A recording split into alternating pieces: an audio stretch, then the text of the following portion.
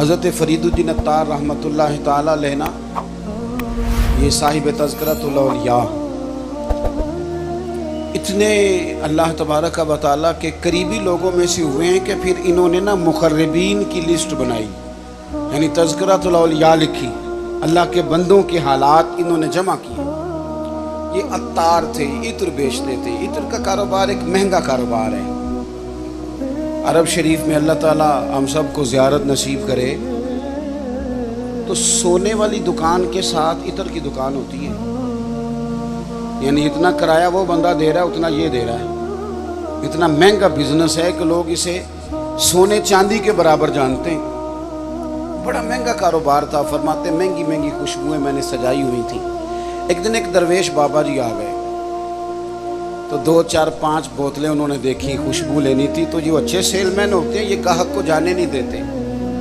فرماتے ہیں میں نے بھی آگے بڑھ کے بابا جی سے کہا، جب انہوں نے دیکھ لی کافی چیزیں تو میں نے آگے بڑھ کے کہا کہ بزرگوں کیا چاہیے، مجھے حکم کرے میں دیتا ہوں۔ کیا دیکھ رہے ہیں، کون سی خوشبو چاہیے؟ تو بابا جی فرمانے لگے پتر میں تو دیکھ رہا ہوں کہ تیری جان بڑی مشکل سے نکلے گی۔ میں دنیا دار بندہ تھا، مجھے بڑا غصہ آیا۔ میں نے کہا بابا وہ کیوں؟ میں نے کہا پتر مال ہی بڑا جمع کیا ہے، مرے گا کبھی یہ والی شیشی یاد آئے گی، کبھی وہ والی یاد آئے گی۔ نہیں سمجھ آئی آپ کو بات؟ یعنی کبھی مسلم کمرشل بینک والا اکاؤنٹ یاد آئے گا، کبھی ابھی بینک والا یاد آئے گا، کبھی وہ جو فیصل آباد میں پلاٹ لیا وہ پریشان کرے گا، کبھی لاہور والی سوسائٹی کی فائل ڈسٹرب کرے گی کہ اتنا کچھ چھوڑ کے مر جاؤں، اتنی محنت سے اکٹھا کیا تھا، کبھی وہ پجارو کبھی یہ پجارو۔ اتنا مشکل تو ہم بناتے ہیں دنیا داری۔ کہا تو نہیں مرے گا تو یہ چیزیں یاد آئیں گی۔ فرماتے میں دنیا دار تھا، دنیا دار کو نصیحت کرے تو غصہ کرتا ہے۔ کہتے ہیں میں نے کہا اچھا بابا میری جان مشکل سے نکلے گی تو تیری کیسے نکلے گی؟ فرماتے کہنے لگے بیٹے ادھر آ دکھاؤں۔ کہتے میں مڑ کے اوپر سے ہو کے بزرگوں کے قریب آیا، وہ میری دکان کے فرش پہ لیٹے کلمہ پڑا، روح پرواز کر گئی۔ عرش فرشتے بانگا ملیاں، مکے پہ گیا شور، بلے شاہ آسان نہیں ہوں مرنا، یہ تے مر گیا ہی کوئی ہور، تے نالے وارث شاہ وہ کدوں مر دے جنہ کیتیاں نیک کمائیاں نے۔ اور اقبال کہنے لگے موت کو سمجھے ہیں غافل اختتام زندگی، یہ ہے شام زندگی، پھر صبح دوام زندگی۔ اس کے بعد تو صبح ہے زندگی کی، یہ تو ایک شام ہوئی ہے بس، اٹھیں گے تو سویرا ہوگا۔ تو کہتے ہیں بابا جی کی روح پرواز کر گئی۔ کہنے لگے پتر میں تو اس طرح جاؤں گا۔ فرماتے ہیں میں نے کفن دفن کیا، میں نے جنازہ پڑھا، میں نے دفن کیا، کوئی وارث نہیں ملا، اسی کسی دے کچھ نہیں جے لگ دے، نہ کوئی ساڈا دردی۔ کہتے میں نے دفن کیا۔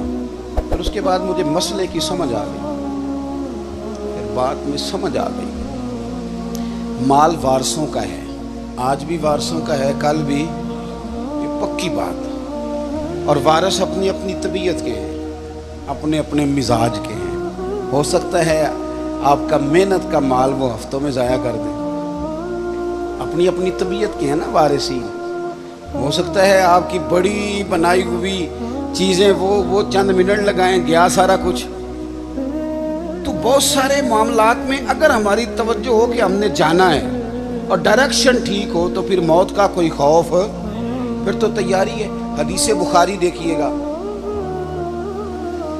حضرت ابو ہریرہ رضی اللہ تعالیٰ عنہ بھی حدیث کے راوی ہیں، اور ایک مقام پہ اسی حدیث کو حضرت انس بن مالک رضی اللہ تعالیٰ عنہ نے بھی روایت کیا ہے۔ ایک خاتون حضور کی بارگاہ میں آئی اور عرض کی یا رسول اللہ صلی اللہ علیہ وسلم مجھے مرگی کا مرض ہے، یہ بڑا اعصابی مرض ہوتا ہے، جسمانی امراض بھی بڑے مشکل ہوتے ہیں، مرض تو اللہ معاف کرے کوئی بھی ٹھیک نہیں، لیکن یہ جو اعصابی مرض ہے نا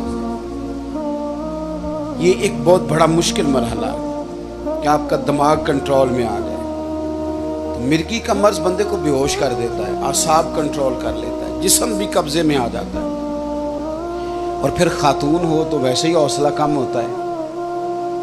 عرض کرتی ہے حضور مجھے مرگی ہے، میں بڑی تکلیف میں ہوں، میرے لیے دعا کر دیں۔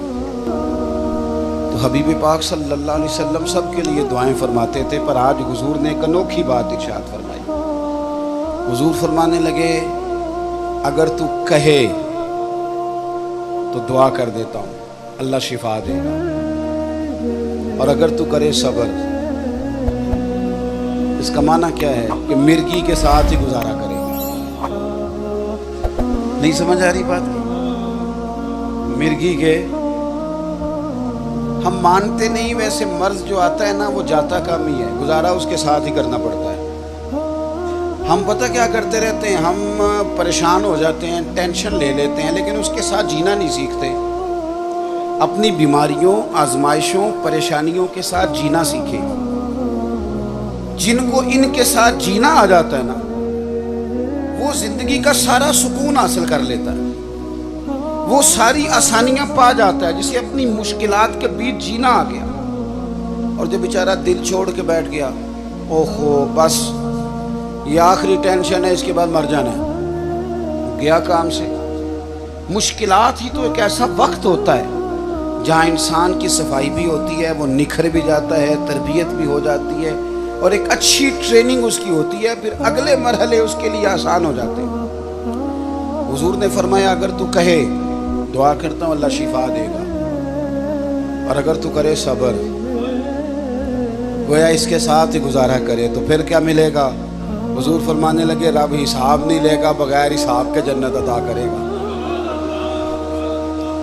ہم سے ویسے پوچھا جائے تو ہمیں شفا ہی چاہیے، کیونکہ یؤمنون بالغیب کے جو معاملات ہیں نا، ان پر یقین رکھنا کامل لوگوں کا طریقہ ہے۔ کہا آپ بتائیں شفا کے جنت، تو صحابہ کہتے ہیں ایک منٹ نہیں لگایا بی بی نے سوچنے میں، عقیدہ پختہ تھا نا، انہیں پتہ تھا کہ دراصل ہمارا فائدہ یہ ہے کہ ہماری آخرت ٹھیک ہو، بچ جائیں۔ فوراً وہ خاتون عرض کرنے لگی حضور گویا تھوڑی سی تو زندگی ہے، میں اس کے ساتھ ہی گزارا کر لوں گی، آپ دعا کر دیں رب مجھے جنت عطا کر، مجھے جنت کی ضرورت ہے، اس کے تو ساتھ بھی تھوڑا وقت کتنا ہے، وقت کتنا ہے، بس آ گیا اٹھنا فریدہ سوتیا، اب بس داڑھی آ گئی پور، اکا نیڑے آ گئی، پچھا رہ گئی دور، تے اٹھنا فریدہ سوتیا، جھاڑو دے مسیت، تو ستیں رب جاگدا تیری ڈاڈے نال پریت، تے اٹھنا فریدہ ستیا، خلقت ویکھن جا، امتے کوئی مل جائی بخشیا تے تم ہی بخشیا جا، کچھ کر آگے بڑھ، اگلا سفر جو ہے اس پر توجہ کر۔